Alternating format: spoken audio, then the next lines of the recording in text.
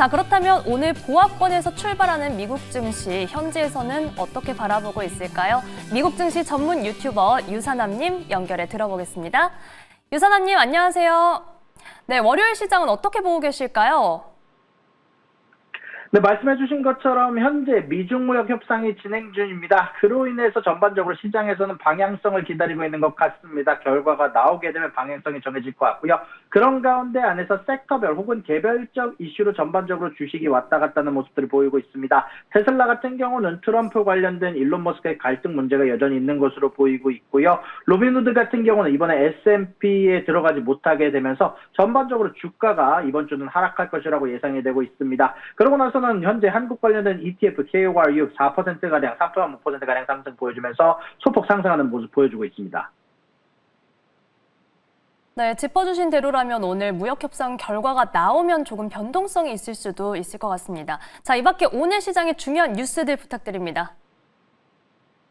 네, 일단 이번 주 스케줄 먼저 간단하게 짚고 넘어가겠습니다. 일단 화요일 기준으로 EIA 단기 에너지 전망치가 나오고요. 3년물에 대한 국채 입찰이 있을 예정입니다. 수요일 날 같은 경우는 이번 주에 가장 중요한 스케줄 중 하나인 바로 소비자 물가지수가 나오게 되고요. 이 CPI 내용에 따라 금리 인하에 대한 시기가 정해질 것 같습니다. 그러고 난 이후에 수요일 기준으로 10년물에 대한 국채 입찰이 나오게 될 예정이고요. 목요일 날은 농산물 WASD 가격 보고서 그리고 생산자 물가지수 30년물에 대한 국채 입찰이 있을 예정이고요. 그리고 금요일 날 기준으로는 미시간대 인플레이션 소비자 지표가 나오고 난 이후에 CFTC 투기적 순포지션이 나오는데요.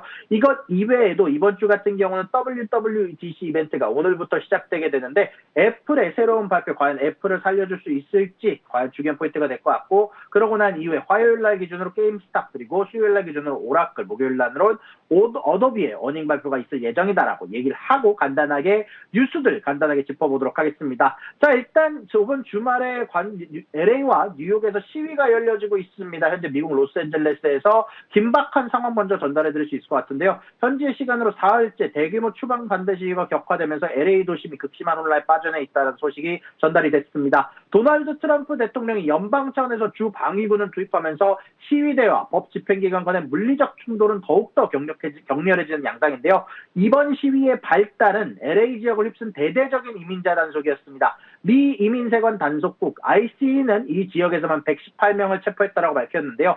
이 소식이 알려지자 수많은 시민들이 거리로 쏟아져 나왔고, 이 과정에서 체포와 부상 그리고 재산 피해가 잇따르고 있습니다. 현재 불안 상황을 두고 영측은 서로에게 책임을 떠넘기며 날카롭게 대립하고 있는데요. 특히 트럼프 대통령이 연방 정부 차원에서 주 방위군을 투입한 결정은 불의 기름을 부은 격이 됐습니다. 지역 주민들과 현지 관리들은 이러한 조치가 긴장을 완화하기는커녕 고조시킬 뿐이다라고 강력하게 반발을 하고 있고요. 게빈 뉴섬 캘리포니아 주지사는 백악관에 공식적으로 병력 파견을 철회해달라고 요구를 했습니다. 뉴섬 주지사는 이번 판결을 불법적이라고 규정하면서 병력의 지휘권을 주에게, 자신에게 돌려놓으라고 경고를 했습니다. 더 나아가 이번 조치에 대해서 연방증권부를 상대로 소송을 제기할 계획이다라고 못 바꿨는데요. 현재 기준으로 양쪽의 대립은 굉장히 강해지고 있는 상황이다라고 정리할 수 있을 것 같습니다. 자, 그리고 그 다음 소식입니다. 이번에는 국제경제 소식으로 넘어가 보도록 하겠습니다. 미국과 중국 두 경제대국이 다시 또 협상 테이블에 마주 앉습니다. 오늘 런던에서 재개된 이번 무역협상은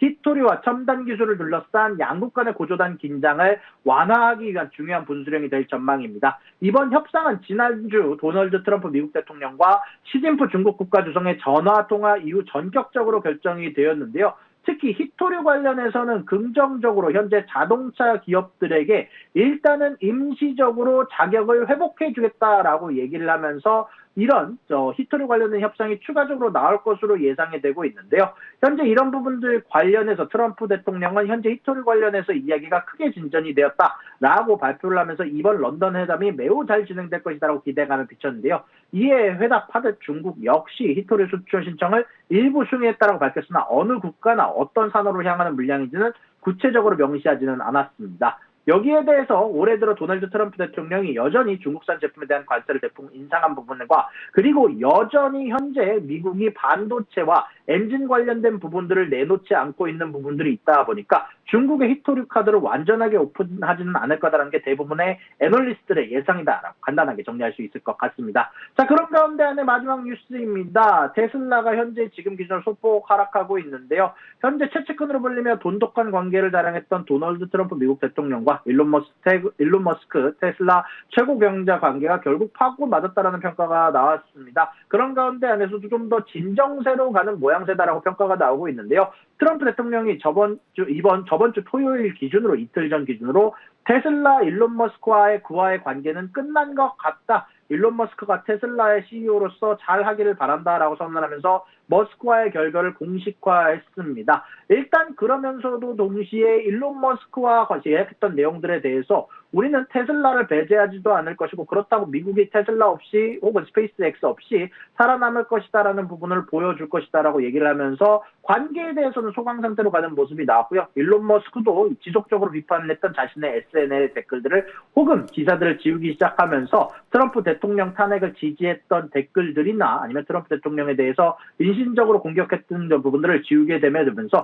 전반적으로 서로의 갈등이 소강 상태로 가고 있으나 서로의 관계가 끝났음을 시사함에 따라서 전반적으로 테슬라의 주가가 하방은 반력을 받고 있다고 말씀드릴 수 있을 것 같습니다. 그런 가운데 안에서 6월 12일에 발표가 될 테슬라의 로보택스에 대한 예상이 전반적으로 시장에 기대감이 서려 있다 정도로 정리할 수 있을 것 같습니다. 네, 짚어주신 것처럼 오늘 테슬라 소폭의 내림세를 보이고는 있지만 저희는 12일 좀 터닝 포인트가 될 수 있을지 지켜봐야겠습니다. 미국 증시 전문 유튜버 유산남님과 함께했습니다. 고맙습니다.